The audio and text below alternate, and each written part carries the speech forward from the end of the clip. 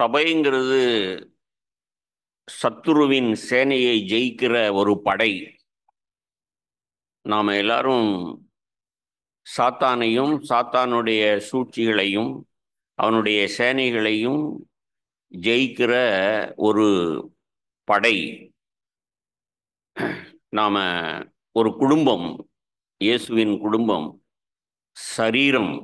அந்த சரீரத்திலே நாம் ஒருவருக்கொருவர் அவயவங்களாய் இருக்கிறோம். நம்மை ஆளுகை செய்கிறவர் இயேசு.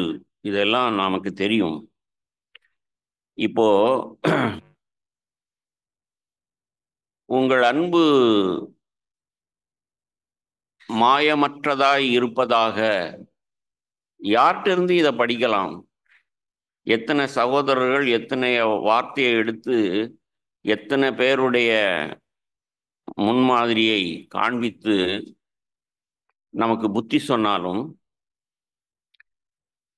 பிதா, குமாரன், பரிசுத்த ஆவியானவர் அவங்க 3 பேரும் எப்படி இருந்தாங்க அப்படிங்கிற அந்த தெய்வீக அன்பு நமக்கு வெளிப்படுத்தப்பட்டால் ஒழிய நாம மாயமற்ற அன்பை யாரிடத்திலும் கற்றுக்கொள்ள முடியாது. முதல்ல அதை உங்களுக்கு நான் உணர்த்த விரும்புகிறேன். எந்த மனுஷனும் குறையுள்ள மனுஷன். எந்த மனுஷனிடத்திலும் பூரணமாய் நீங்கள் எதையும் பார்க்க முடியாது.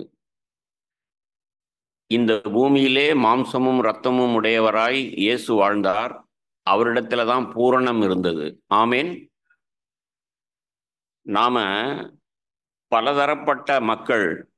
நாம எல்லாரும் அந்த இயேசுவை போல தாழ்மையாகவும் தனக்கானதையும் தேடாமல் அவரை மையமாய் கொண்டு அவரை அஸ்திபாரமாய் கொண்டு நாம் ஒருவரை ஒருவர் நாம் ஏற்றுக்கொண்டு ஆண்டவரை சார்ந்து வாழ்ந்தால் மட்டுமே இதை கற்றுக்கொள்ள முடியும். நீங்க ரோமர் 12ஆம் அதிகாரத்துக்கு எடுங்க. 10ஆம் வசனத்துல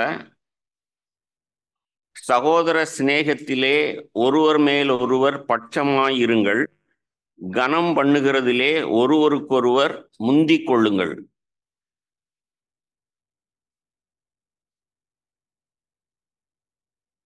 சபைன்னு சொன்னா பல பேர் சேர்ந்தது. நாம எல்லாரும் அவயவங்கள். நம்மிலே சிறியவன் பெரியவன் ஒருத்தருமே கிடையாது. நாம எல்லாரும் வரம் பெற்றவர்கள். நம்ம எல்லாரும் இயேசுவின் சரீரம், அவயவம்.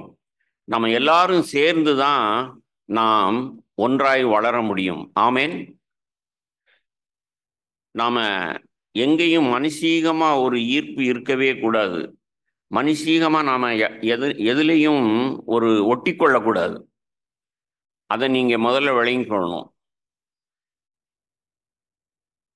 மாம்சத்தின்படி ஒருவனையும் அறியேன். பவுலை போல வீர முழக்கம் இடணும். அப்படின்னா தான் நாம ஆவிக்குரியவர்களாய் வளர முடியும்.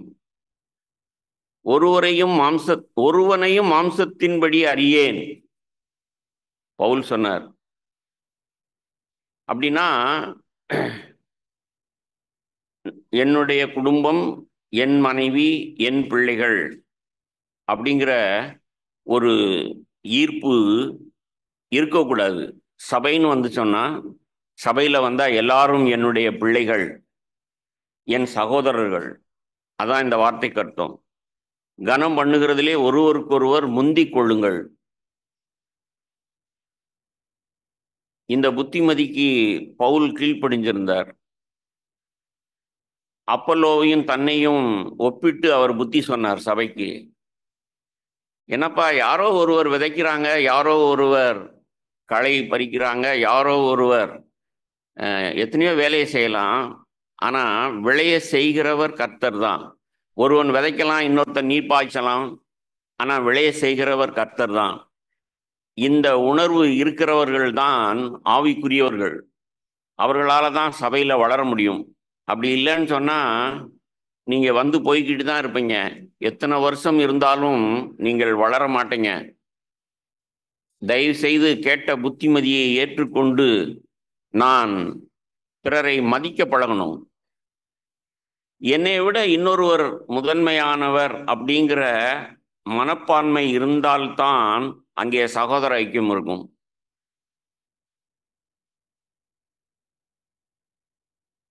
என்னை விட அது குடும்பத்தில் ஆரம்பிக்கணும்னு சொன்னால், அதாவது குடும்பத்தில் ஆரம்பித்தாதான் சபைக்கு வரும். குடும்பத்தில் என்னை விட என்னுடைய வாழ்க்கை துணை, என் புருஷனோ என் மனைவியோ முக்கியமானவர்கள்னு நீங்கள் நம்புறீங்களா? கனம் பண்ணுறீங்களா? அப்படின்னா தான் நீங்கள் மாயமற்ற அன்பு செலுத்த முடியும். இது எல்லாத்தையும் நீங்கள் தேவனிடத்திலிருந்து தான் கற்றுக்கொள்ள முடியும். நான் இன்றைக்கு காலையில் பொறுப்பாக இந்த தலைப்பை தியானித்த பொழுது எனக்கு கிடைத்த வெளிப்பாடு அல்லது உணர்வு இதுதான். பிதா, குமாரன், பரிசுத்த ஆவியானவர் 3 பேரும் போட்டி போட்டுக்கிட்டு ஒருவரை ஒருவர் கனம் பண்ணாங்க, ஒருவருக்கொருவர் கீழ்ப்படிந்தாங்க. நீங்க பூமியிலே எந்த ஒரு குடும்பத்தையும் மாதிரியாய் பார்க்கக்கூடாது. பரலோக குடும்பத்தை முதலாவது பிதா, குமாரன், ஆவியானவரை பார்க்க பழகுங்க. பிலிப்பியர் 2 நாம சகோதரர்கள் வாசித்த வசனங்களை இப்போ பிதா வீழ்ச்சியுற்ற மனிதர்களை, நம்மை கெட்டுப்போனவர்களை மீட்பதற்கு அவர் ரொம்ப ஆவலா இருந்தார். யாரை அனுப்பலாம் அப்படின்னு அவர் வாஞ்சையா இருந்தார். பல ஆயிரக்கணக்கான வருடங்களாய் நம்மை மீட்பதற்கு அவர் ஆவலுடையவராய் இருந்தார். குமாரன் எழும்பி நான் போகிறேன்னு இந்த பூமிக்கு இறங்கி வந்தார். வார்த்தையில் என்ன இருக்கு? எந்த வார்த்தையும் நீங்க இப்ப எடுக்க வேண்டியதில்லை. நான் பேசுற எல்லா வார்த்தைகளும் வேதத்தில் இருக்கு. இயேசு பிதாவானவருக்கு சமமாய் இருக்கிறதை கொள்ளையாடின பொருளாக எண்ணாமல் தம்மை தாழ்த்தி வெறுமையாக்கி தன்னை இழந்து தான் நஷ்டப்பட்டு இந்த பூமிக்கு வந்தார். பிதா யாரை அனுப்பலாம்னு துடிச்சுக்கிட்டு இருந்தார். நான் போறேன் அப்படின்னு சொல்லி குமாரன் வந்தார். பிதாவும் குமாரனும் இந்த பூமியிலே இருந்த பொழுது அவர்கள் 2 பேரும் இருந்த ஐக்கியம்தான் தெய்வீக அன்பு. இங்க யோசித்து பாருங்க, ஒரு புருஷன் மனைவி அப்படி பிதா குமாரன் போல ஒருவரை ஒருவர் ஏற்றுக்கொண்டு ஒருவரை ஒருவர் கனம் பண்ணி ஒரு யூனிட், ஒரு குடும்பம் இருந்தா எப்படி இருக்கும்னு சிந்திச்சு பாருங்க. அதற்கு மாறாய் நான் தான் முக்கியமானவன் அப்படின்னு தன்னைத்தானே மேன்மைப்படுத்துகிறவர்கள் தான் உண்டு. நான் செய்கிற வேலை தான் பெருசு, நான் சம்பாதிக்கிறேன், ஓடி உழைக்கிறேன். புருஷன் தன்னை முதன்மையானவனாகவும் முக்கியமானவனாகவும் எண்ணுகிறான். மனைவி அதுக்கு சமமாய் நான் மட்டும் என்ன, நான் செய்யாம நான் இப்படியெல்லாம் இல்லாம இந்த வீடு இப்படி இருக்குமா? யோசித்து பாருங்க. சபைக்கு வந்தா இதுல யார் பெரியவர்? நாம மாம்சத்தின்படி நமக்கு இப்ப இந்த சகோதரன் சொன்ன மாதிரி எல்லாரும் யாராவது ஒரு மனுஷனை தொற்றிக்கொண்டு, நான் பார்க்குறேன், 47 வருஷம் கிறிஸ்தவ ஐக்கிய சபையில் இருக்கிறேன். அவர் சொன்னதெல்லாம் உண்மைதான். எங்கேயெல்லாம் மனிதர்களை சார்ந்து கொள்கிறார்களோ அங்கே குழப்பங்களும் ஐக்கிய குறைவும் தான் உண்டாகும். எங்கனாலும் சரி, உலகத்தில் எந்த மூலையிலானாலும் சரி. ஏன்னா பிதா, குமாரன், பரிசுத்த ஆவியானவர் தான் நமக்கு மாடல். ஆவியானவரை நாம பார்க்க முடியாது, ஆனா அவர் மறைந்து நம்மை நடத்தி கொண்டிருக்கிறார். கண்ணுக்கு தெரியாமல் இருந்து மறைவாய் ஊழியம் செய்கிறவர்கள் எத்தனை பேர் இங்க இருக்கிறீங்க?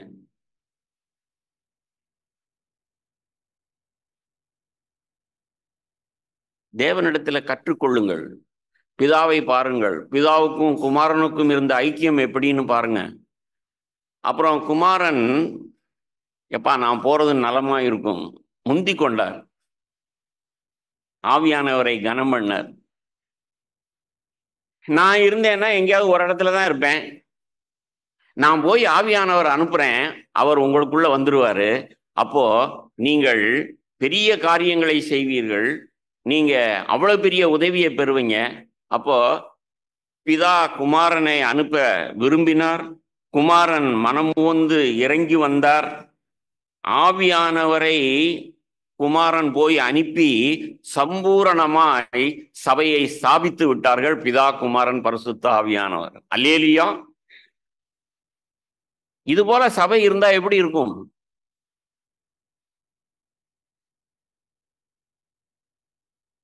நாம இந்த சின்ன பிள்ளைகள் பார்த்துருக்கீங்களா? அதாவது யாரு தனக்கு என்ன தேவையோ அதற்கு யாரோ ஒருவரை சார்ந்து கொள்ளும்.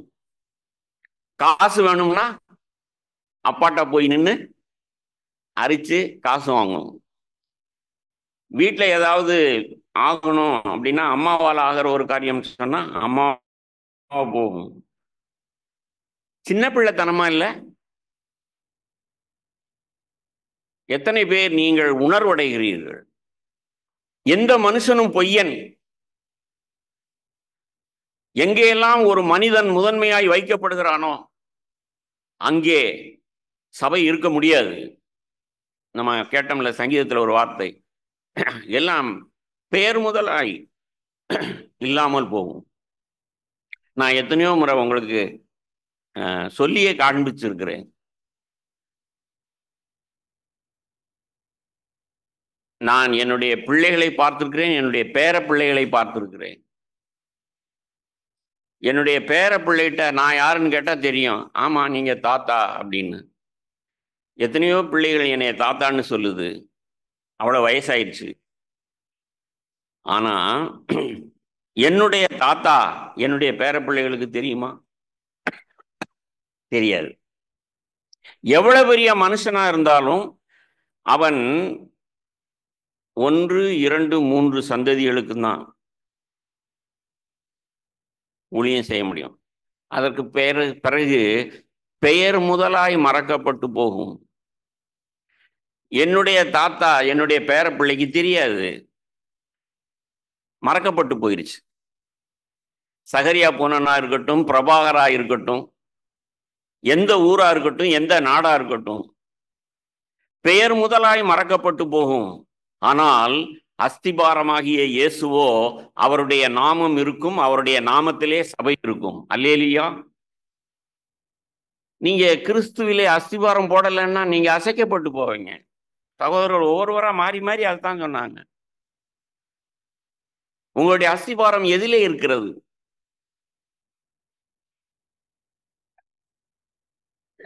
எந்த மனுஷனும் பொய்யன். எபிரேயர் 13, அதுவும் வார்த்தையை உங்களுக்கு எடுக்க தேவையில்லை. நீங்கள் ஒன்றுக்கும் கவலைப்படாமல்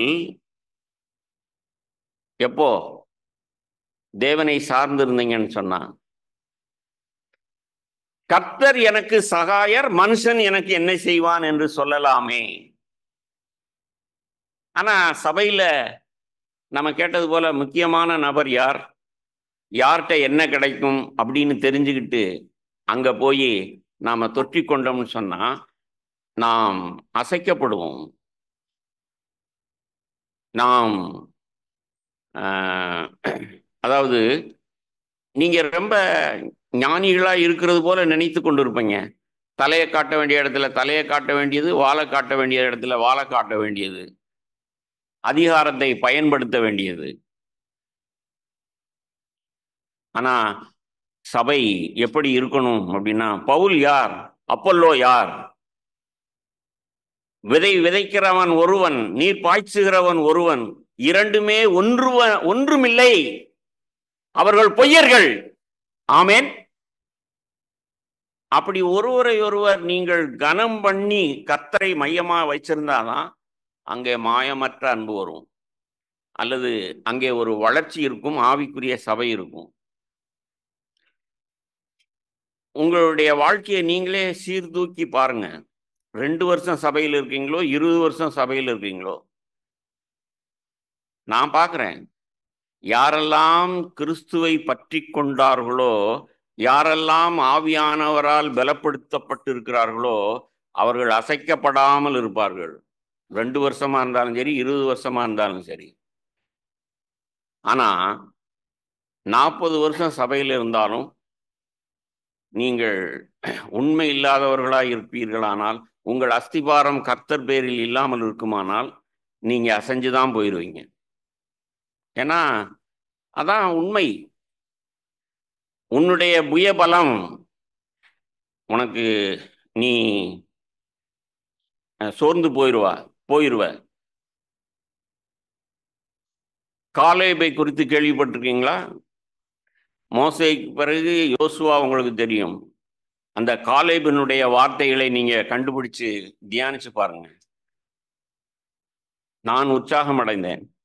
அவன்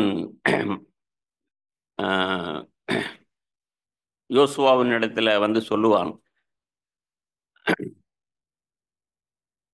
அன்றைக்கு நாம வேவு பார்க்க போன போது எப்படி இருந்தோமோ அப்படியே தான் நான் இருக்கேன்.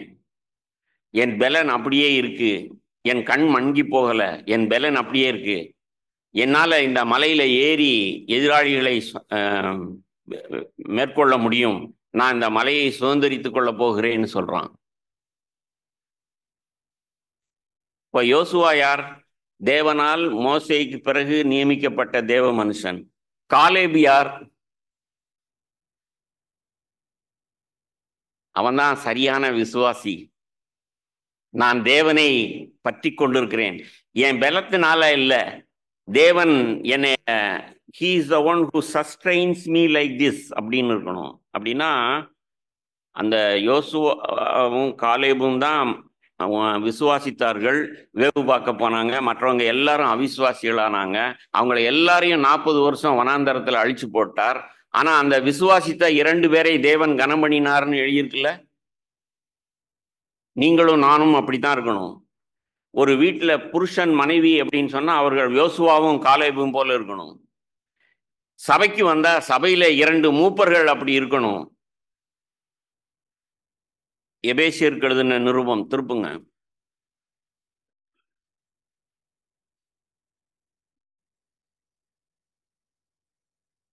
இதையும் நான் கேட்டுக்கொண்டு வந்தபோது 2ஆம் அதிகாரம்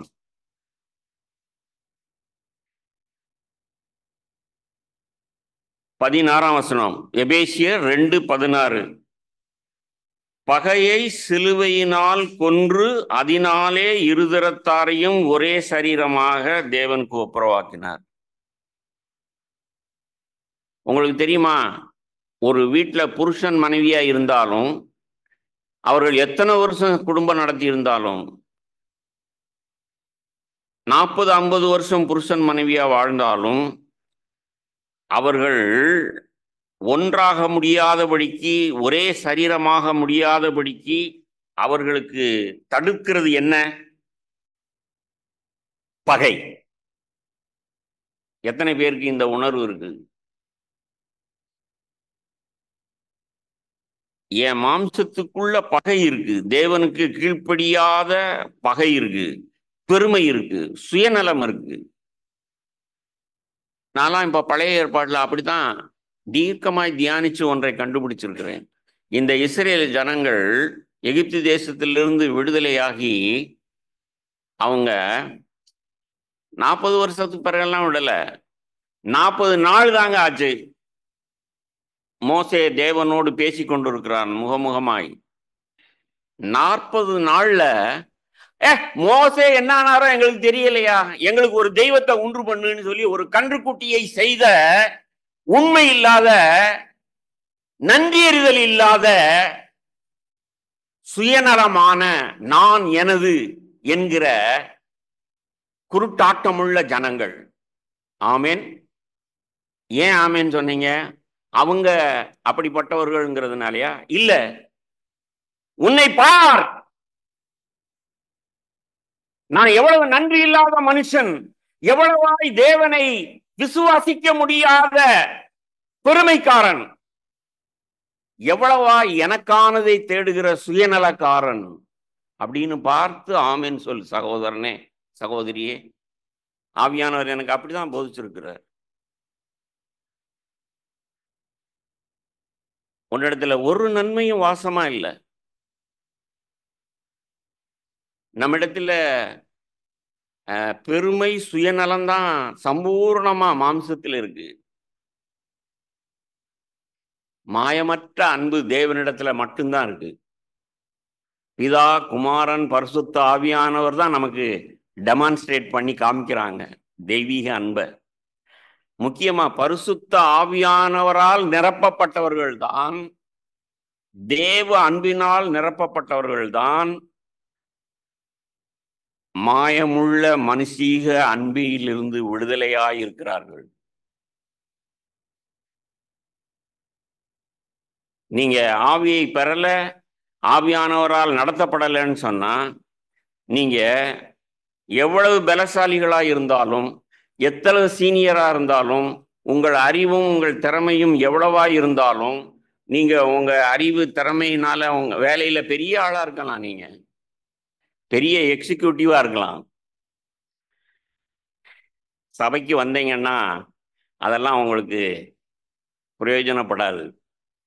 நீங்க ஆவியில நிறைஞ்சு ஒரு படிக்காத பாமர மனுஷனிடத்துல, இவன் தேவனால் தெரிந்து கொள்ளப்பட்ட மனுஷன், இவனுக்குள்ள இருக்கிற ஆவியானவரும் எனக்குள்ள இருக்கிற ஆவியானவரும் தேவ அன்பு, அந்த தேவ அன்பினால் நாம் ஈர்க்கப்பட்டால் ஒழிய நாம் ஐக்கியப்பட முடியாதுன்னு சொல்லி ஒருவரை ஒருவர் கனம் பண்ணணும். நான் சொல்றேன், படிக்காதவர்கள் படித்தவர்களை பார்த்து ஈஸியா கனம் பண்ணிடுறாங்க. ஆனா படித்தவர்களால தான் படிக்காதவர்களை, அதாவது நான் சொன்ன மாதிரி இயேசு கொள்ளையாடின பொருளாக இல்லாமல் அவர்கள் வெறுமையாக்கி, அவர் தேவ தன்மையை, தேவ மகிமையை, தேவ சாயலை வெறுமையாக்கி நம்மளோட இறங்கி வந்தார், நம்ம லெவலுக்கு வந்தார். சில சமயம் யாரு கூடயாவது பேசிக்கிட்டு இருப்பேன், டக்குன்னு ஒரு இங்கிலீஷ் வார்த்தையை சொல்லுவேன். அவர் பேசிக்கிட்டு இருக்கும்போது கொஞ்சம் முழிக்கிறத பார்த்த உடனே, அடடடா நமக்கு இந்த வார்த்தை தெரியுது, அவருக்கு தெரியலே அப்படின்னு சொல்லிட்டு உணர்வடைஞ்சு டக்குன்னு அதை அப்படியே மொழிபெயர்த்து சொல்லுவேன். என் பிரசங்கத்திலே நீங்க கேட்டிருக்கீங்க. உங்களுக்கு தெரியுமா, ஒருவரை ஒருவர் கனம் பண்ணுகிறதில் முந்திக் கொள்ளுங்கள். குடும்பத்தில் அப்படி ஆரம்பிங்க. பிள்ளைகளிடத்துல அப்படி பார்க்க பழகுங்க. உங்க மாம்சத்திலிருந்து வந்த மாம்சம்தான் அது, ஆனா அது ஒரு தனி யூனிட். என்னைய போலதான் என் பிள்ளையும் இருப்பான் அப்படின்னு அவனை அசட்டை பண்ணாதீங்க. ஆணோ பெண்ணோ, பரத்திலிருந்து நீர் அனுப்பி கொடுத்த வரம். இந்த பிள்ளையை நான் எப்படி பார்க்கணும் அப்படின்னா இயேசுவின் இடத்துல தான் கற்றுக்கொள்ளணும். இயேசு என்ன சொன்னார்? இந்த சிறியரில் ஒருவருக்கு இடரல் உண்டாக்குகிறவன் அப்படின்னு. என்னுடைய கடைசி மகன் இங்கே வந்திருந்தான், அவனுடைய பிறந்த நாள் இங்கே இருந்தது. அப்போ அன்னைக்கு எல்லாரும் சந்தோஷமா குடும்பமா பேசிக்கிட்டு இருந்தோம். ஆவியானவர் என்னை நிரப்பி அவன்கிட்ட ஒரு விஷயத்துக்காக மன்னிப்பு கேளுன்னு சொன்னார். நான் குடும்ப தலைவன்கிற முறையில உங்கள்கிட்ட ஒரு விஷயத்துக்கு மன்னிப்பு கேட்கணும்ப்பா. நீ காலேஜில் படிக்கும்போது உன்னுடைய பிரச்சனையை நீ எனக்கு சொன்ன, அதாவது அவனுக்கு வயசுக்கு ஆண்களை போல ஒரு தடிமமான குரல் வரல, கீச்சு குரலா இருந்தது. அவன் எந்திரிச்சு வாயை திறந்த உடனே ஹோல் கிளாஸ் சிரிக்குமா. நீ எனக்கு சொன்னது ஞாபகம் வந்தது. பெத்த தகப்பனா இருந்துட்டு கூட உன் லெவலுக்கு இறங்கி உன் பிரச்சனை என்னன்னு விளங்கிக்கிறல. நீயா தான் இஎன்டி டாக்டரை போய் பார்த்து நீயா தான் ஸ்பீச் தெரப்பி பண்ணி உன் குரல் வளர்ந்தது. இப்போ எனக்கு ஞாபகம் வருது, கல்யாணமாகி பிள்ளைக்கு தகப்பனாகி வெளிநாட்டுக்கு போன மனுஷனோடு ஒப்புரவாகிறதுக்கு எனக்கு ஆவியானவர் உணர்த்தினார்.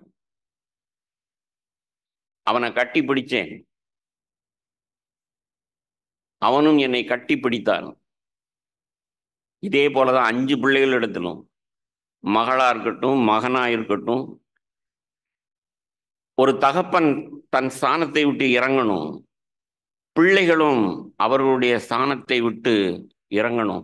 உங்களுக்கு இண்டிபெண்டன்ஸ் வந்துருச்சுங்கிறதுனால நீங்க எத்தனையோ பேர் பெண் பிள்ளைகள் முதற்கொண்டு சம்பாதிக்கிறீங்க. ஆனா உங்களுடைய பெற்றோரை நீங்கள் அவமதிக்கிறீங்க. ஒருவேளை அம்மாவோ அப்பாவோ படிக்க தெரியாதவர்களா இருக்கலாம். உங்களுக்கு இருக்கிற கம்ப்யூட்டர் நாலேஜ் எல்லாம் சும்மா இருமா உனக்கு தெரியாது. பெத்த வயிறு எப்படி கொதிக்கும் அது. எவ்வளவு சீக்கிரம் நாம் தாய் தகப்பனை அசட்டை செய்கிறோம். உங்களுக்கு வேணா கம்ப்யூட்டர் நாலேஜ் இருக்கலாம், ஆனா உங்க உயிரவே இந்த உடலுக்கு இந்த உங்களுக்கு உடலை கொடுத்ததே அந்த உயிர் தானே. அசட்டை செய்தால் எப்படி இருக்கும்? சபைக்கும் வந்தா அப்படித்தான் இருக்கணும். கனம் பண்ணுகிறதில் ஒருவரை ஒருவர் முந்தி கொள்ளணும். யாரையும் அப்பமா எண்ணக்கூடாது. முக்கியமா நான் என்னை தாழ்த்துவதற்கும் எனக்கானதை தேடாமல் இருப்பதற்கும் நான் உணர்வுள்ளவனா இருக்கணும்.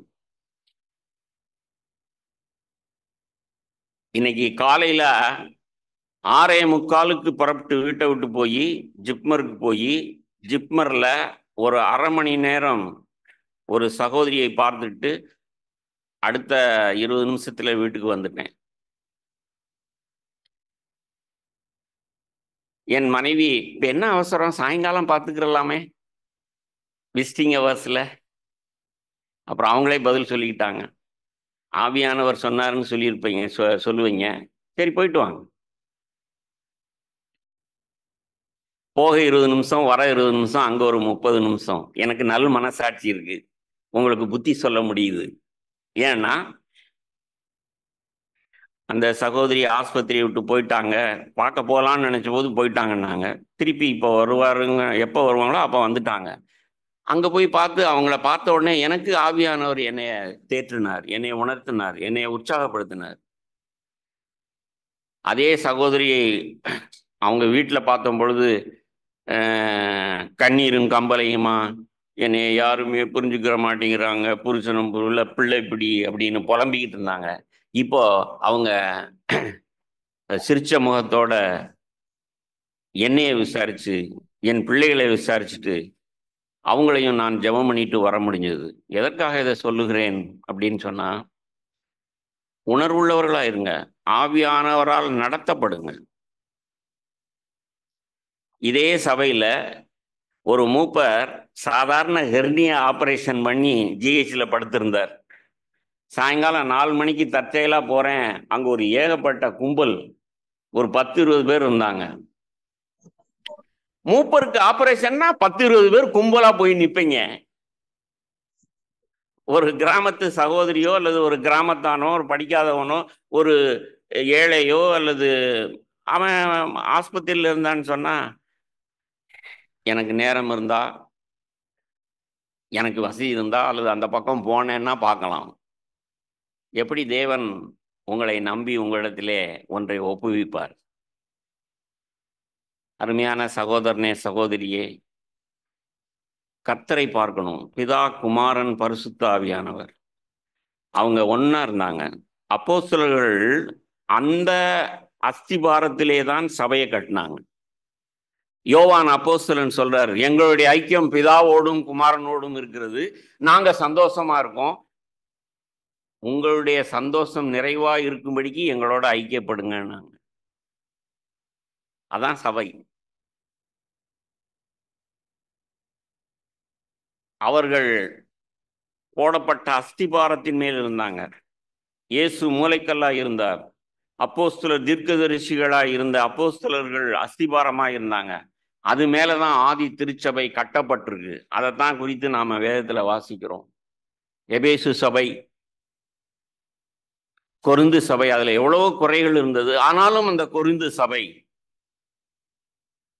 நான் போன வாரம் அப்பம் விற்கிற போது சொன்னது போல, எவ்வளவு நேரம் ஆகும் பவுல் இப்படி எல்லாம் உங்கள்கிட்ட இருக்கு, சின்ன பிள்ளைத்தனமா நடக்கிறீங்க, பவுலை சேர்ந்தவன் அப்பல்லோவை சேர்ந்தவன்ங்கிறீங்க, உங்களுக்குள் அந்நிய அவிசுவாசிகளிடத்திலும் சொல்லப்படாத அக்கிரமம் விபச்சாரம் இருக்கு, நீங்க எல்லாம் அப்பம் விற்கிறதுக்கு லாயக்கு இல்லை,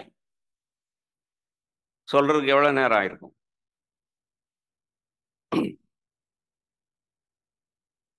அந்த பவுல் உணர்வடைந்து இவர்களோடு நான் ஐக்கியப்பட்டு தான் நான் பரிசுத்தமானோம்னு உணர்ந்தார். உங்களுக்கு தெரியுமா, 2 கொரிந்தியர்ல அவர் எழுதியிருக்கிற வார்த்தைகளை எல்லாம் தியானிச்சு பாருங்க.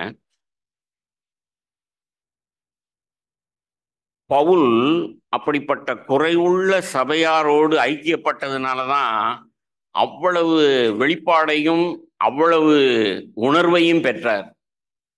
இதெல்லாம் எனக்கு உற்சாகத்தை கொடுக்குது. ஆகையினால நான் சோர்ந்து போகிறது இல்லை. நன்றி அறிதல் இல்லாதவர்கள் அல்லது துணிகரமாய் பாவம் செய்கிறவர்கள் யாரா இருந்தாலும் சரி, தேவனே நான் உங்களை போல நான் இருக்கணும், எனக்கு உதவி செய்யுங்கன்னு சொல்லுவேன். நீடிய பொறுமையா இருப்பேன். கடிந்துகொள் அப்படின்னு சொன்னா இயேசு சவுக்கெடுத்த மாதிரி எடுக்கிறதுக்கு தயாரா இருப்பேன். ஒரு வார்த்தையை காண்பிக்கிறேன், நேரம் ஆயிடுச்சு, முடிப்போம்.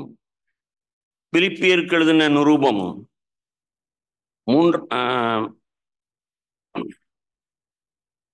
3ஆம் அதிகாரம்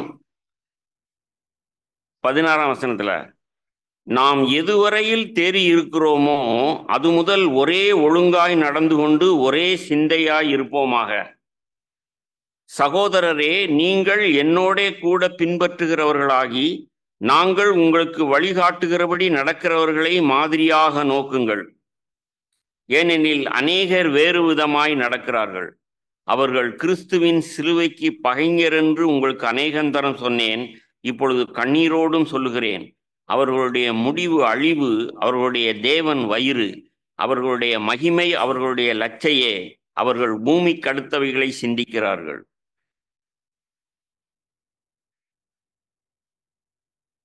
ஒரு சபையில, பவுல் நடத்தின சபையிலேயே அவரால் எல்லாரையும் மாதிரியாய் காண்பிக்க முடியல. அவருக்கு ஒரு பவுலுக்கு ஒரு திமோத்தி இருந்தார். திமோத்தியை அனுப்பி வைக்கலாம்னு நான் இருக்கேன்ப்பா, சிறைச்சாலையில் எழுதுண்டு 2ஆம் அதிகாரத்தில் அப்படி சொல்றார். எபாப்பிராத்துவை அனுப்பலாம் என்று இருக்கிறேன். ஆனா அவருடைய பாரம் பிலிப்பு சபையை குறித்து எப்படி இருந்தது அப்படின்னு சொன்னா, இப்படியெல்லாம் சொல்லிட்டு அநேகம் பேர் உணர்வில்லாதவர்களாக இருக்கிறார்கள், இம்மைக்குரியதையே பார்க்கிறார்கள், நித்தியத்தை குறித்து உணர்வு இல்லை. உங்களுக்கு தெரியுமா, PhD ஹோல்டர், ஒரு டாக்டரேட் பட்டம் வாங்கினவர், அவரை வேலை ஸ்தலத்தில் டாக்டர்னு மேன்மைப்படுத்தலாம். ஒருவன் எழுத்து கூட்டி கூட மெல்ல மெல்ல ஒரு வசனத்தை வாசித்து புரிந்து கொள்ளக்கூடிய ஒரு படிப்பறிவில்லாத தக்குரியா இருக்கலாம். நீங்க நித்தியத்தை நினைச்சு பாருங்க. சபையில வேணா வாங்க டாக்டர் அப்படின்னு சொல்லி எழுந்து இடம் கொடுப்பாங்க.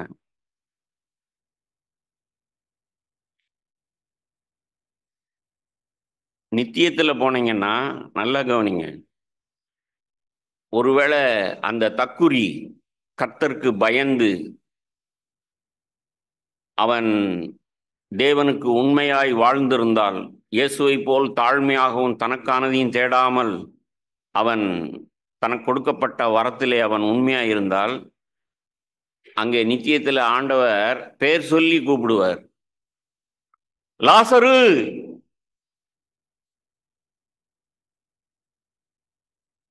நாய்களோடு போட்டி போட்டுக்கொண்டு நாய்க்கு கிடைச்சதாவது நமக்கு கிடைக்குமான்னு சொல்லி பிச்சை எடுத்து கொண்டிருந்த லாசருவை பேர் சொல்லி கூப்பிடுவார். வேதத்தில் எழுதியிருக்கிறபடியே ஒரு ஐஸ்வர்யவான்னு தான் எழுதியிருக்கு. அவன் பெயர் கூட இல்லை. கேட்கிறதற்கு காதுள்ளவர்கள் கேட்க கடவர்கள். மனம் மறுரூபப்பட்டு நாம் தேவன் பார்க்கிறது போல எல்லாத்தையும் பார்க்கணும். ஸ்தேவான் சொன்னது போல மறைவாய் இருக்கிறவைகள் கர்த்தருக்குரியது. நான் கேட்டுக்கொண்டு வரும் இந்த போது இப்படித்தான் தியானிச்சேன். சீஷர்கள் ஒரு பிறவி குருடனை பார்த்தோன்னே, ஆண்டவரே இவன் செஞ்ச பாவமா, இவன் பெற்றோர்கள் செய்த பாவமா?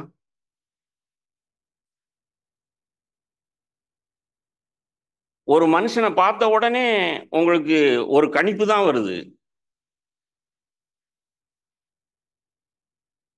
ஆனா இயேசு ஞானி. சின்ன பிள்ளைத்தனமான கேள்வி கேட்ட அவர்களை பார்த்து அவர் என்ன சொன்னார்? இவன் செய்த பாவமும் அல்ல, இவன் பெற்றோர்கள் செய்த பாவமும் அல்ல, தேவனுடைய மகிமைக்கென்று. இயேசுவை போல் நீங்க மறுரூபப்பட்டீங்கன்னு சொன்னா, இயேசுவை போல் சிந்தித்தீங்கன்னா, இயேசுவை போல் பிதாவோடு ஐக்கியமா இருந்தீங்கன்னு சொன்னா, ஒரு பொருளாசையில் கெட்டு போன சகேயுவை உன் வீட்டுக்கு நான் வரணும் பாம்பா?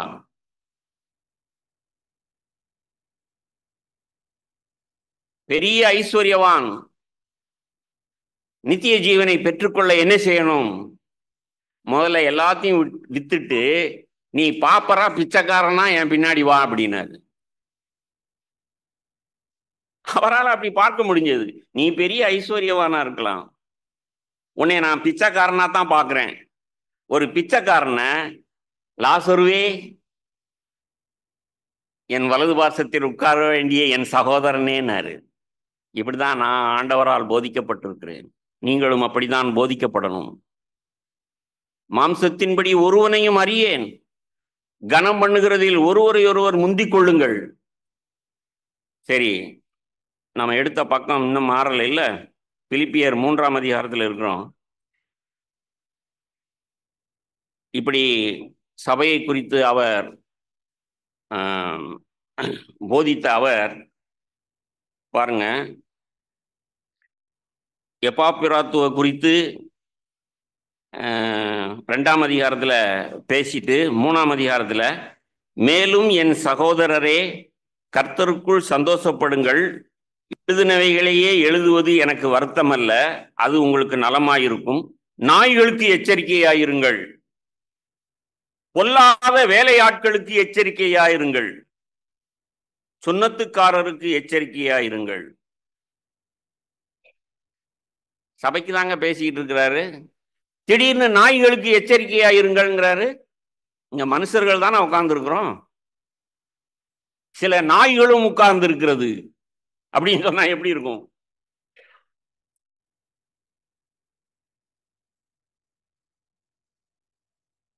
சுன்னத்துக்காரர்களுக்கு எச்சரிக்கையாயிருங்கள். தலைப்பே என்ன? மாயமற்ற விசுவாசம்.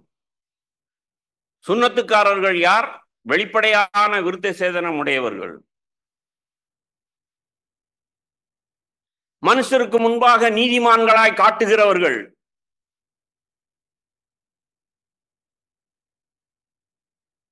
பவுல் தீர்க்கமாய் சபைக்கு புத்தி சொன்னார். அருமையான சகோதரனே, சகோதரியே, தேவனை பார்ப்போம். பிதா, குமாரன், பரிசுத்த ஆவியானவர் எப்படி ஐக்கியமா இருந்தாங்களோ அதுபோல ஒரு ஐக்கியத்திலே குடும்பமாகவும் சபையாகவும் கட்டப்படுவோம். அவர் சில நாய்கள் இருக்கிறார்கள், அவர்களுக்கு எச்சரிக்கையாயிருங்கள். சுன்னத்துக்காரர்களுக்கு எச்சரிக்கையாயிருங்கள். சபையை குலைக்கிற, ஐக்கியத்தை குலைக்கிற ஓநாய்களுக்கு எச்சரிக்கையாயிருங்கள். சொல்லிக்கொண்டே போகலாம். தேவ மனிதர்கள் தேவனை அறிந்திருந்தபடியால், தேவனோடு ஐக்கியப்பட்டபடியால் அவர்கள் சபையை கட்டி எழுப்பினார்கள். நம்முடைய உணர்வு அப்படி இருக்கணும், உண்மை அப்படி இருக்கணும். ஆண்டவரே, என் பெயர் முதலாய் மறக்கப்பட்டு போயிடும். ஆனால் உம்முடைய நாமமும் உம்முடைய மகிமையும் என்றென்றைக்கு இருக்கும். நித்தியத்தில் நான் பிரவேசிக்கும் போது என்னைய பேர் சொல்லி அழைச்சு, வாப்பா பிரபாகர், நல்லபடியா வந்து சேர்ந்த, வா உக்கார் அப்படின்னு சொன்னா எப்படி இருக்கும்? அதற்கு மாறாய், அக்கிரம செய்யக்காரரே அகன்று போங்கள் என்று சொன்னால் எப்படி இருக்கும்?